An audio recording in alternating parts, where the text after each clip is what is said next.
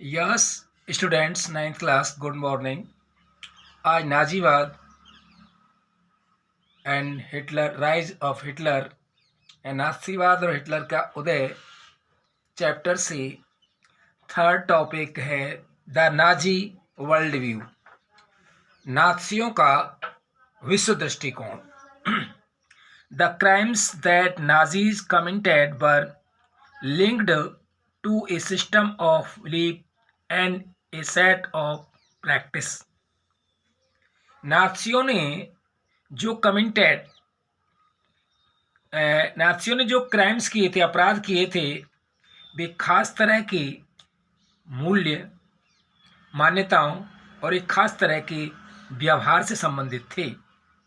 Nazi ideology was synonymous with Hitler's world view. Nazi विचारधारा Hitler के विश्व दृष्टिकोण का सिनोनिम था, पर्यायवाची थी। According to this, there was no equality between people, but only a racial hierarchy। इस विश्व दृष्टिकोण में सभी समाजों को बराबरी का हक नहीं था और वे नस्ली आधार पर, एंड रेशियल, नस्ली आधार पर या तो बेहतर थे या कम थे, उनमें डिफरेंस था। In this view, blood, blue I, Nordic, German, Aryan were at the top, while Jews were located at the lowest rung। In this view, इस नजरिए से ब्लांड, नीली आंखों वाले और नॉर्डिक जर्मन आर्य सबसे टॉप पर थे, while जबकि Jew were located at the lowest rung, और यहूदी सबसे निचले स्तर पर थे। They come to be regarded as an anti-race, the arch enemies of the Aryans। यहूदियों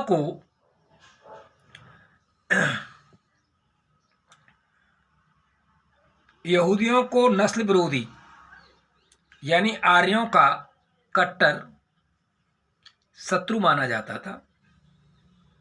All other colored people were placed in between depending upon their external features। जो all other coloured, बाकी तमाम समाजों को उनके कलर्ड बाहरी रंग रूप के हिसाब से जर्मन आर्यों और यहूदियों के बीच रखा गया था, उन्हें बीच का स्थान दिया गया था। Hitler's racism borrowed from thinker like Charles Darwin and Herbert Spencer. Hitler की नस्ली सोच के चार्ल्स डार्विन और हर्बर्ट स्पेंसर जैसे विचारकों के सिद्धांतों पर आधारित थी। Darwin was a natural scientist who tried to explain the creation of plants and animals through the concept of evolution and natural selection। Darwin प्रकृति विज्ञानी था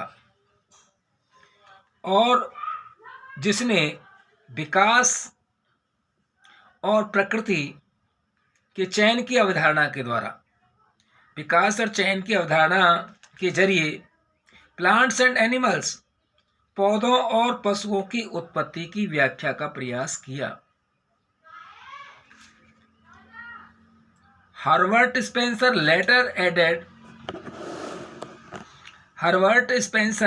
later added the idea of survival of the fittest। बाद में Herbert Spencer ने अतिजीविता, survival of the fittest, अतिजीविता का सिद्धांत, survival of the fittest, जो सबसे योग्य है वही जिंदा बचेगा। सर्वाइवल फिटेस्ट का मतलब यह है।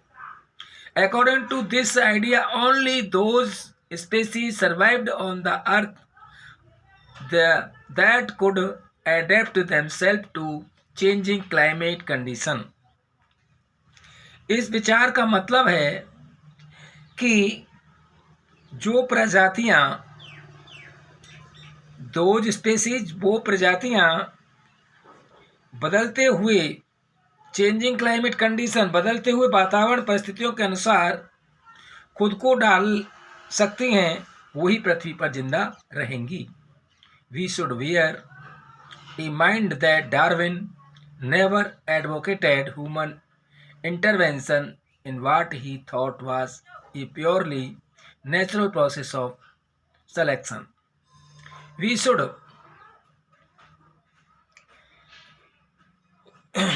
हम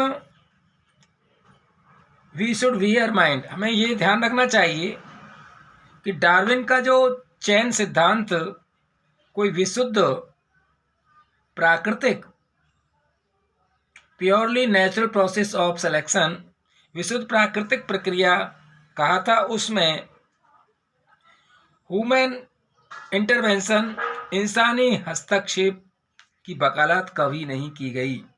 नेवर एडवोकेट ह्यूमन इंटरवेंशन, इंसानी वकालत, इंसानी हस्तक्षेप की वकालत कभी नहीं की गई। However his idea were use by racist thinkers and politicians of justify imperial rule over conquered peoples. लेकिन जो नस्लवादी थिंकर्स थे, विचारक थे या राजनेता थे, ने पराजित समाजों पर अपने इंपीरियल रूल, अपने साम्राज्यवादी शासन को सही ठहराने के लिए डार्विन के विचारों का सहारा लिया। The Nazi argument was simple: the strongest race would survive and the weak one would perish. नाथियों की दलील बहुत सिंपल थी, सरल थी कि जो नस्ल ताकतवर है, जो रेस स्ट्रॉन्गेस्ट है, वही जिंदा रहेगी, सरवाइव करेगी, और वीक वन वुड पेरिश, और कमज़ोर नस्लें खत्म हो जाएंगी। The Aryan race was the finest, और आर्य नस्ल सर्वश्रेष्ठ है। It had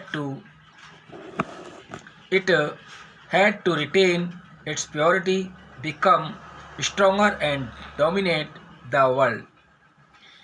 उसे अपनी शुद्धता बनाए रखने, ताकत हासिल करनी है और दुनिया को पर वर्चस्व कायम करना है। The other aspect of Hitler's ideology related to the geopolitical concept of Lebensraum और लिविंग स्पेस।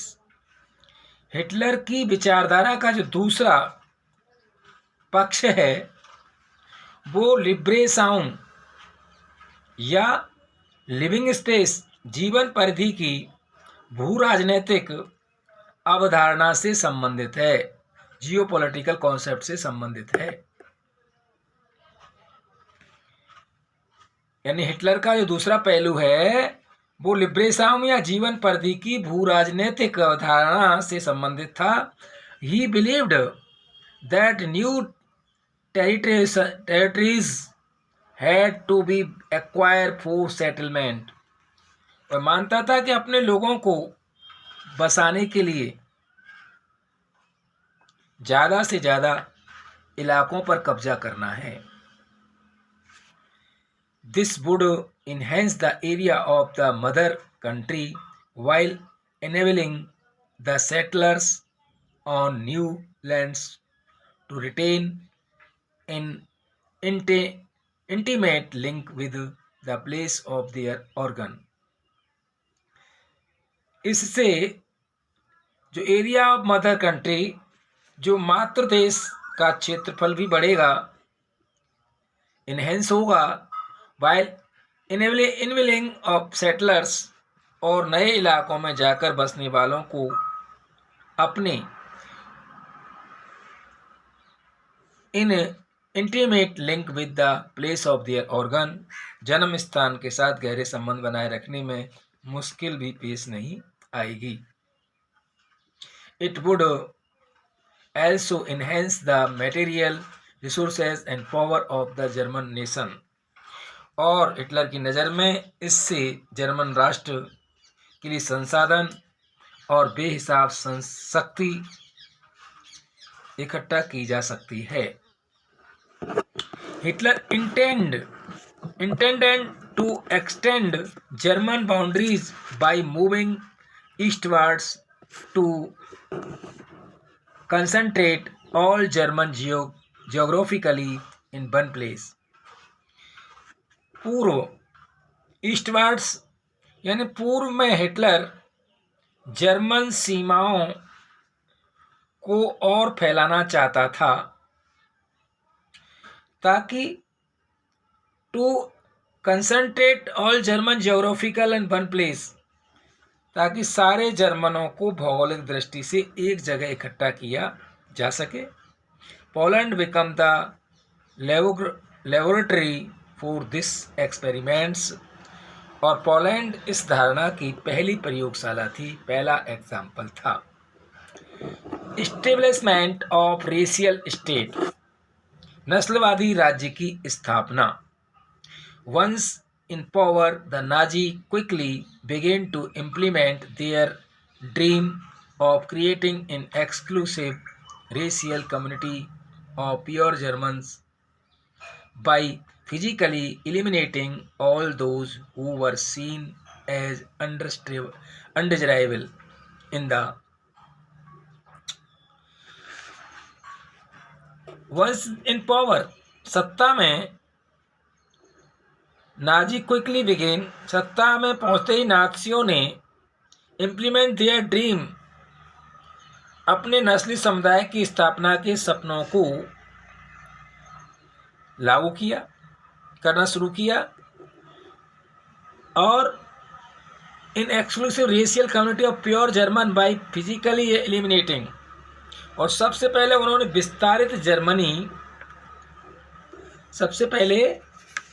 विस्तारित जर्मनी साम्राज्य में मौजूद उन समाजों और नस्लों को खत्म करना शुरू किया जिन्हें वे अनडिजायरेबल समझते थे, अनवांछित समझते थे।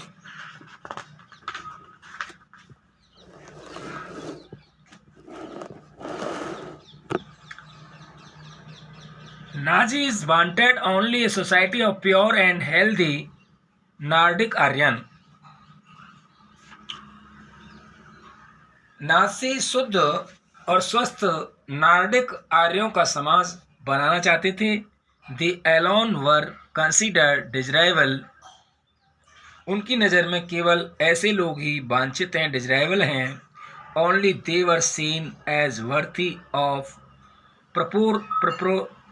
prospering and multiplying against all others who were classed as undesirable. उनकी नज़र में ये लोग जो वांछित हैं, वे केवल वे लोग थे जिनकी तरक्की, जिनकी उन्नति और प्रॉस्पेरिंग and multiplying against all others, उनका वंश विस्तार की योग्य माना जा सकता था, उन्हें वंश विस्तार के योग्य माना जा सकता था।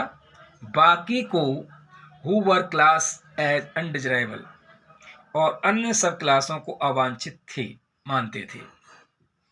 This meant that even those Germans who were seen as impure और abnormal had no right to exist. इसका मतलब यह निकला कि ऐसे जर्मनों को भी जिंदा रहने का कोई हक नहीं है। This meant even those German who were seen impure और abnormal had no right to exist, उन्हें भी जिंदा रहने का कोई हक नहीं है, जिन्हें नाज़ी अशुद्ध, इम्प्योर और असामान्य मानते हों। जिन्हें नाज़ी अशुद्ध और असामान्य मानते हैं, उनको भी जिंदा रहने का कोई अधिकार नहीं उन जर्मनों को। Under the euthanasia programme, Helmuth's father along with other Nazi official had condemned to death may Germans who were considered mentally or physically unfit. Under the euthanasia program, यानी यूथेनेजिया यानी दया मृत्यु कार्यक्रम के तहत बाकी नाजी यानी अदर नाजी ऑफिशियल बाकी Nazi अफसरों के साथ साथ हेलमुट के फादर, हेलमुट के पिता ने भी असंख्य ऐसे जर्मनों को मौत के घाट उतारा था जिन्हें वे मेंटली एंड फिजिकली अनफिट मानते थे, जिन्हें वो मानसिक और शारीरिक रूप से अयोग्य मानते थे। ऐसे जर्मनों को भी हेलमुट के पिता ने, जो कि नाज़ी अफसर थे, मौत के घाट उतारा था। फिनिश नेक्स्ट कल।